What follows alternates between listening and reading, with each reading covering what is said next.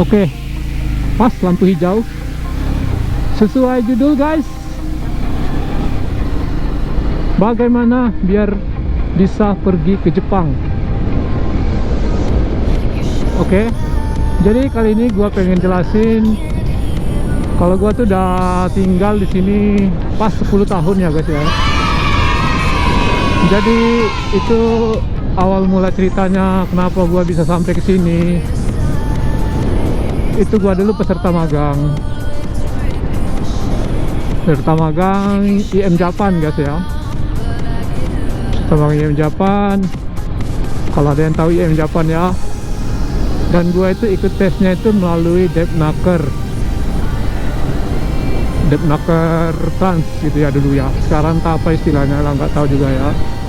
Dan yang jelas kita kalau masalah informasi itu dulu memang aku diajak teman dulu tuh namanya Tony. Dia ngajak, lu mau ngikut ini enggak, tanya. Mau ikut tes magang ke Jepang enggak, tanya. Oh ya, emang kan aku kan udah tahu sebelumnya itu kan banyak orang-orang yang udah pulang dari Jepang atau tetangga atau orang yang kenal jauh gitulah kan, udah pergi ke Jepang katanya. Wih, seru nih kayaknya gitu kan. Nah terus ya udah dua nggak panjang ini, langsung aja kan kita lihat persyaratannya gitu kan. Nah dulu itu gua persyaratannya itu yang pertama ya harus memenuhi administrasi pastilah ya kalau tes apa aja kan. Nah dulu itu lihat administrasinya, tinggi badan untuk cowok itu harus 160 cm dan berat badan minimal 50 kalau nggak salah ya. Nah terus ke kondisi gua aja dulu, kalau tinggi badan sih gua oke lah, dapet lah gitu kan, lewat dikit. Tapi kalau berat badan dulu tuh gua pas-pasan tuh guys. Nah gua mulai agak ini tuh, tapi kan berat badan kan bisa tuh kita akalin ya, makan banyak itu pas menimbang badan gitu kan. Nah singkat cerita ikuti persyaratan semua. Dan yang buat ini sih ikut tes gitu ya, ikut tesnya, tes dari kayak tes fisik, mata. Dan kalau saya dulu sih ada tes psikolognya juga sih. Dan kalau sudah berhasil melewati itu semua, lanjut ke ini tes bahasa. Nah ini tes bahasa biasanya itu sih kita ya,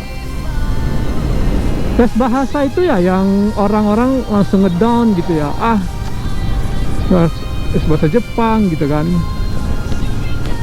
Tapi gini bro ya, di mana-mana kalau kita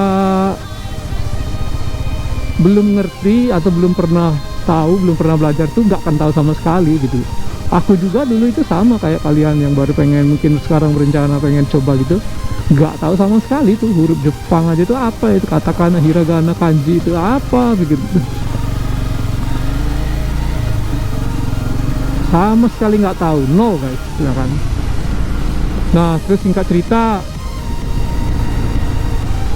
udah gitu kan tes bahasa. Nah dulu itu kebetulan aku itu masuk dalam angkatan yang sebelum pendidikannya itu, kalau lulus tes gitu kan masuk pendidikan di daerah gitu kan. Jadi sebelum lulus itu aku itu angkatan yang mengalami reformasi perubahan gitu. Wah reformasi, keren banget bahasanya. Reformasi perubahan maksudnya apa? Tesnya itu makin levelnya ditingkatin gitu. Buat yang apa tuh? Gila, sebelah kanan macet banget.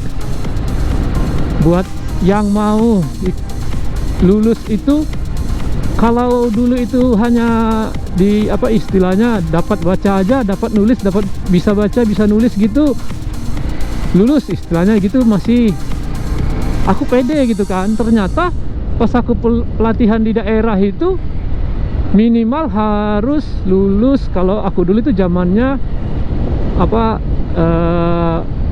level 4 katanya. Nah tadi harus lulus level 4 gitu kan. Tapi akunya tuh masih aja bersikeras kalau paling bisa lah lulus gitu kan. meskipun nilai hancur terus gitu kan. Wah, asli nilai aku dulu sih hancur guys. Nah terus tibalah di final gitu kan, pengumuman kelulusan pelatihan daerah itu ternyata bener nilaiku tuh nggak cukup dan aku dinyatakan gagal. Wah sedih banget guys, asli itu.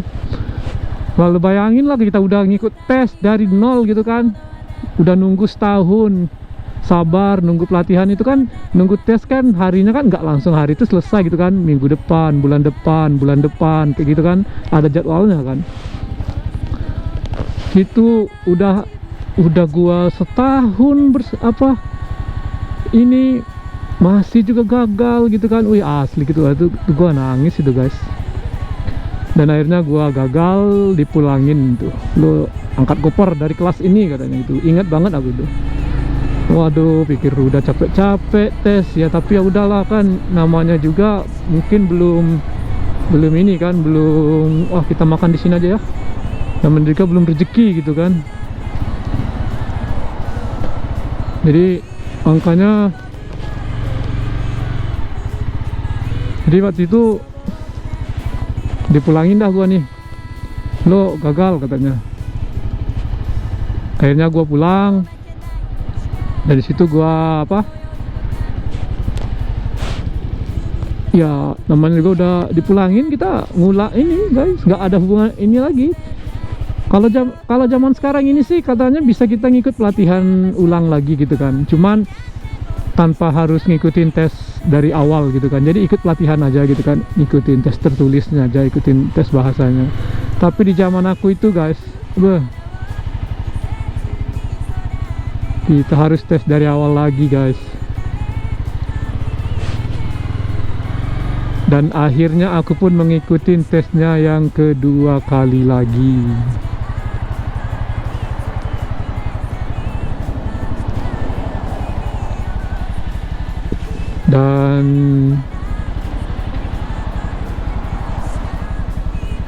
Dan yang kedua, tes yang kedua ini juga masih juga itu guys, tes yang kedua ini juga masih juga itu, kita lihat kita ini dulu. Tes yang kedua ini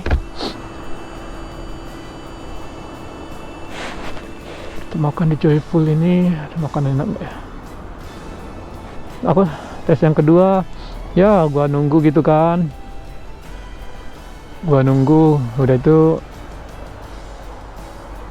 ikut tes dari dasar lagi guys, ikut tes fisik, ikut tes pemeriksaan badan dan lain-lain gitu, tes bahasa, tes matematika ya. Tapi syukurlah ternyata Tuhan itu masih berkehendak baik sama aku gitu kan. Setelah dia ngasih aku pengalaman gitu, aduh, ntar dulu guys, ada telepon guys. Hah?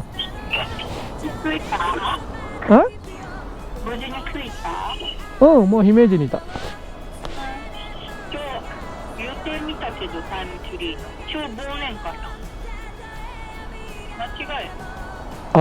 間違えたな。来月やな。アホや。よかった。そのまま一番多かった。なんなんこいつとか。いいよいいよ。ごめん。いやいいよ。そうか。ちょうど今俺ジョイフルで過ぎてちょっとご飯食べようと思って。イメージのチーズ湖やってみようと思ってさ、結局なんかまあイメージにしてたけど、だから今ジョイフルの前で結構人が多いな。気をつけてよまた。はい。兵庫も1000人増えたわ。マジ？いつ終わるって感じやな。予定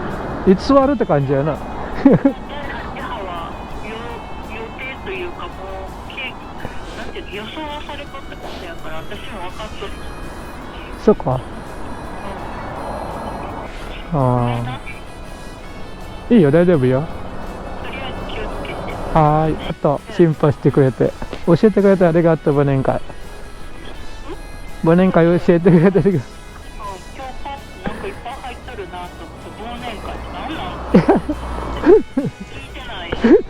アホやな、俺また間違えた。いや、まあ、11月に忘年会ってちょっと早いからな、間違えたなと思って。